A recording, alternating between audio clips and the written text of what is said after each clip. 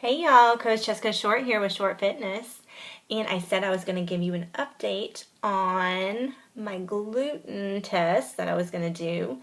I have now been 7 weeks gluten-free. It was around at the end of the 5-week mark that I actually tried to introduce gluten back into my system. I was just going to do it that one day and see how my body reacted. So I had a handful of fries and I made some meatloaf at home. And I added in breadcrumbs, like the panko actual breadcrumbs. And instantly after I had this food, I felt sick to my stomach. After the fries I did, that was at lunchtime. Then at nighttime when I had the breadcrumbs and my meatloaf, I just started feeling even more sick. I felt sick to my stomach and the headache was like instant. The next morning I woke up with bloat. My headache lasted me for roughly about a week.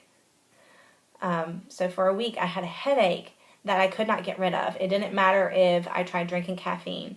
It didn't matter if I took some headache medicine. My headache would not go away.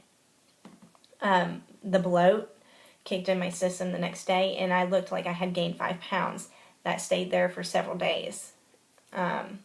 Another thing that happened, my face broke out with pimples. Now, my face has been pretty clear for a long time. After going gluten-free, my face was even more clear, and I had hardly any breakouts on my face at all, which is rare for me because my face has always been real oily and prone to breakouts. After going gluten-free, my face went like totally clear. After I reintroduced that gluten into my system, I got a pimple over here and like one over here. So like right near my mouth. And that was prone area to where I used to get eczema. I used to get eczema in here. I used to get eczema back here. After I cut out gluten, the eczema went away. Now a weird symptom that after I had the gluten was that my cheeks, like right in here, they started itching and they itched for a couple days. And I found that really weird. Because my face has never itched like that before. I was totally exhausted during that whole week. And I think it was just the gluten. And while I can sit here and say I am not allergic to gluten, I do not break out in hives and stuff like that. I will say that I am sensitive to gluten. And it's going to be something that I steer clear from, if at all costs, that I can avoid.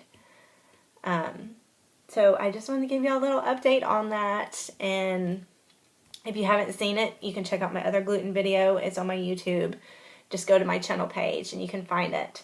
So that's my symptoms when I reintroduce gluten. And if you want to try going gluten-free, I suggest, I can't talk tonight, I suggest doing it for about a month, if you can do it for a month, and then try to reintroduce gluten back into your system just for one day and see how you react, because you might be highly surprised. I think there's a lot more gluten sensitivity and intolerances out there than people know about. So that's the end of my little rant for tonight. Y'all have a good night, and I'll talk at y'all later. Bye.